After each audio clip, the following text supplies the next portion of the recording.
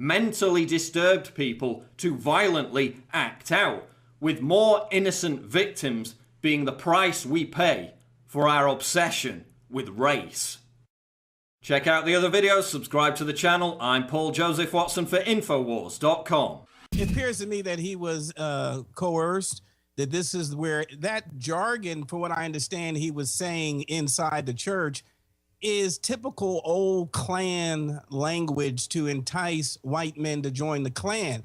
But it's like almost like overkill, like they were giving him what to say so it would be directed towards the Klan.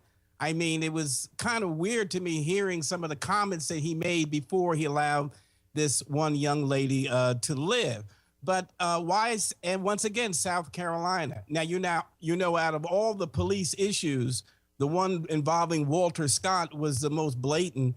And now you have this incident. South Carolina really is going to have to call on the church, call on his faith.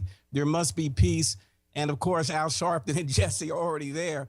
I don't know really how this is all going to turn out, but it is, as you say, someone unquestionably, systemically is trying to call us race indifference, race war. I'm just going to be plain and simple. And if I would have picked all the states to do it, I would have had to say when I thought about it, yeah, South Carolina, because they should have been reeling from the Walter Scott situation. Now you have this young man picking a historical black church, one with a history, one with a state senator. And you're right, a state senator in these times and days needs to know he has to be armed. He has to be able to protect himself or have someone there.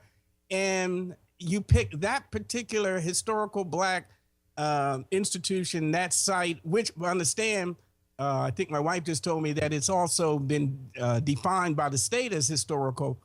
It's obviously textbook. I think they feel because of the tensions already that people won't look and to see indeed that this is some type of subterfuge by those who sit in high places. Let's face it, they're the only ones that can pull this off. But that language certainly was a tip off. The fact that they would leave someone there, you know, is almost that was the instructions for him to do. This is the way you do this. Now, if he's really smart, nobody walks out. Okay. But if he's been basically coerced or constrained to do this, obviously he is a guinea pig or he's the scapegoat for something a lot bigger. This is done just before the Juneteenth celebrations this weekend. You will have across the nation African Americans gathering together for Black Pride. A lot of it is basically some of it to blame the established order for our issues and problems. But they're going to be gathering. I'm going to skip this break. It's too important. I'm sorry. Last break I'm skipping, but please continue. This is Bombshell. So everybody gets together, gets motivated, and then is directed by Obama, go after the guns. So take the tragedy, take all the pain, the whole history of abuse, and then fuse it in as a weapon of anti-gun. It's genius. It's perfect timing. Well, yes, I hate to say it's evil genius, but it's genius because you have some of these speakers at these rallies that are basically, let's face it, I'm an African American. They hate America. And they will take this. This will be the topic of every speech and every celebration across America.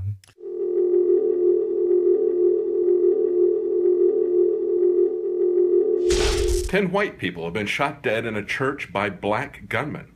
No, I didn't get it wrong. That actually happened back in 1993 in South Africa. And there was a political dimension to it as well. And when we look at this shooting that just happened in South Carolina, we should remember that even if this guy is just a lone crazy racist, this can still be used as a false flag. Going back to this situation back in 1993, and what we can learn about that today that universally applies to everyone, whether they're white or black, whether they're in a school, whether they're in a church or not. Back in this particular case, we had 5 hooded gunmen burst into a church in Cape Town suburb during a service last night and opened fire, killing at least 10, wounding 53. There were 1,000 people in the church. They had AK-47s, they had hand grenades. They said all 5 were black. However, if you look at this story from the Independent at the time that it came out, down here at the end it says that initial reports indicated that 2 white men had been among the 5 who attacked the church. The police later retracted that and declared that all the attackers had been black. Now, the interesting context to this that was going on politically, of course, is this is the time they were transitioning from minority white rule to majority black rule. There was a lot of tension, racial tension going on there. This was designed, I believe, to inflame racial tension at the time. And it may have been a false flag from the very beginning, with these 5 black men being joined by these 2 white gunmen, then making it all about a black versus white. They go ahead to talk about how white South Africans were already jittery and uncertain enough at the prospect of democracy and black rule. Let's take a look at these last 2 events. Both of them happened just within the last couple of months, both in Dallas. Here's one: gunman killed at Dallas event. This is, of course, the Prophet Muhammad cartoons. Then this one right here, we just had just last week, gunman dead after firing on Dallas police outside headquarters. Nobody died in these cases but the gunman, because they had people who were armed there to protect people. That's what needs to happen at the churches. So we see that at this particular time, we have a racial tensions that are being flamed in this country. Whenever there's a ambiguous shooting of a excessive force or a police shooting, they always seize on that. They ignore the ones that are clearly excessive use of force. They talk about the ones where they can spin it into a black versus white narrative. The key thing, too, to take away from this, and of course, people that had survived this particular shooting went on tour and talked to other churches and said, make sure you have someone in your church or multiple people in your church that are carrying concealed. Otherwise, you are creating a victim disarmament zone. You will have victims if that happens. And we need to understand that churches, like schools, are places where people are very vulnerable. They let their guard down. And you not only have a racial dimension to this, but you also have a religious dimension to this. We could have a Muslim attack against Christians, or Christians against Muslims. We need to make sure that we protect ourselves. The Second Amendment is the way we protect ourselves. The Second Amendment is not the problem. Going back to the South African shooting, one of the things that we need to understand as we move forward with this and try to keep this kind of tragedy from happening again. One man was armed in that congregation of 1,000. He had a .38 pistol. He shot back at the attackers and they fled at that point. They later testified that they had Molotov cocktails loaded and ready to go. They were going to burn down this entire church of 1,000 people, and they didn't because one man shot back. And of course, this man now is going around talking about that particular event. Carl Van Wyck, he also has a book that you can buy called Shooting Back: The Right and the Duty of Self-Defense. That is the lesson that we need to understand. That is what we need to take forward with this to protect people, to keep this tragedy from happening again. We also need to make sure that the media doesn't turn this into a race war, the media and the politicians. That would be a great tragedy as well. One thing that I think is clear with young people and with adults as well is that we just have to be repetitive about this. It's not enough to simply have a catchy ad on a Monday and then only do it every Monday. We need to do this every day of the week and just really brainwash people into thinking about guns in a vastly different way. Let's understand that. Certainly Frederick Douglass did. As you can see from this quote that's up on the INFOWARS.com website today, a man's rights rest in 3 boxes: the ballot box, the jury box, and the cartridge box. That was Frederick Douglass, a former slave who got his freedom, and he didn't want to be anybody's slave. And one of the ways that you make sure that happens is to make sure you can protect yourself. For INFOWARS.com, I'm David Knight. What's your overall first assumption? And are you surprised we've confirmed that he was on a psychotropic style drug? Oh, not at all. When we talk about these drugs, I mean, these people were on, myself and Kid Daniels, we went to Fort Hood after this most recent shooting, and Kid asked the general, he said, was this guy on any type of drugs? And he answered him flat out and said yes. So we see this time and time again, these people who take these mind-altering drugs that are supposed to help you, but to anybody who would watch these commercials, Alex, they see in the fine print when the guy tries to speak real fast, this could, you stop taking this drug immediately if you have any thoughts of suicide or violence towards others or something to that effect. So that does not surprise me at all. Now, as far as the actions of this individual, Mr. Roof, well, I shouldn't call him Mr. Roof, of going to this church and killing these people. He looks whacked out of his brain. Yeah, I mean, you can take one look at this guy. They have mugshots of him. They have, I guess, Facebook pictures or wherever these pictures come from.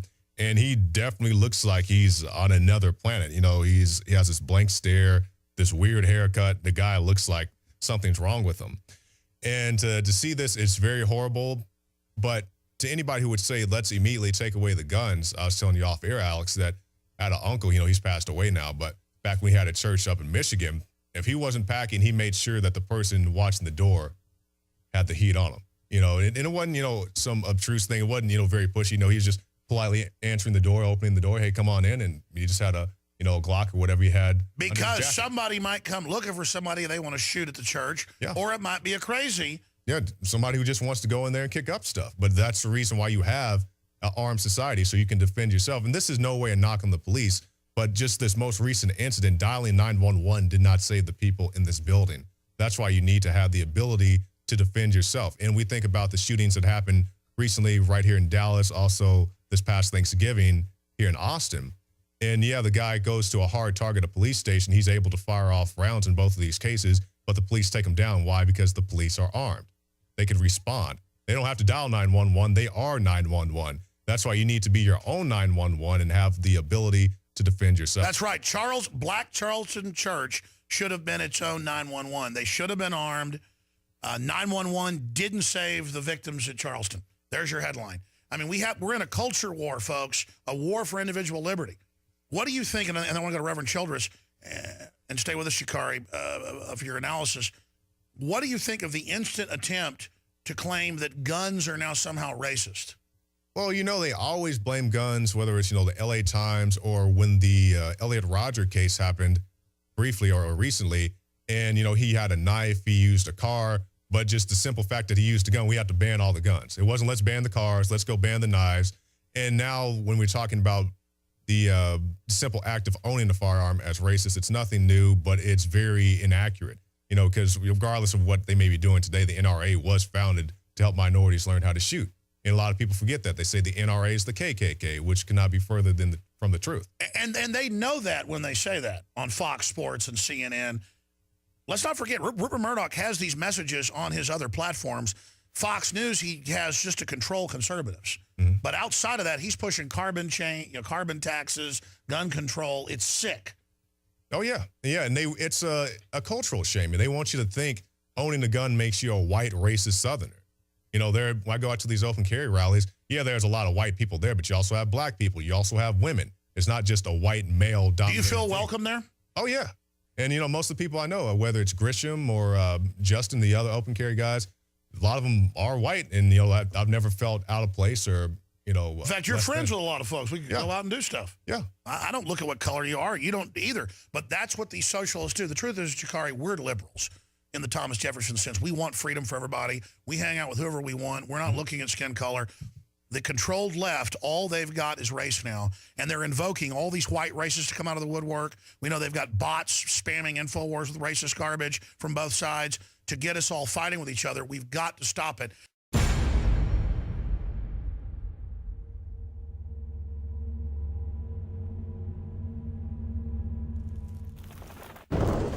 I want to talk about a perfect storm today. And the perfect storm I'm going to discuss is a really good perfect storm. I have prayed, literally, to be able to find a high-quality gun sponsor that is affordable and that is extremely well-made and effective that I can promote to my audience. About 6 months ago, we get contacted by Head Down Firearms, hdfirearms.com. Low cost compared to competitors. Super high quality, super lightweight, super accurate, and the experts salivate over it and love it. Their entire line of 5.56, 308, and their accessories are simply amazing, and it's designed by battle-hardened vets that know what they wish they would have had. You need to go to hdfirearms.com today, or you can visit headdownproducts.com. That's headdownproducts.com. Treasonous members of the House, like Ways and Means Committee Chair Paul Ryan, attached a very popular retirement package bill for firefighters and police to the ominous TPA bill to ram it through the House. The unpopular TAA that even saw staunch TPA supporter Texas Congressman Pete Sessions saying no was not attached on this round. The TPA passed the House with a vote of 218 to 208. Rich Tucker of Breitbart writes, "The House action is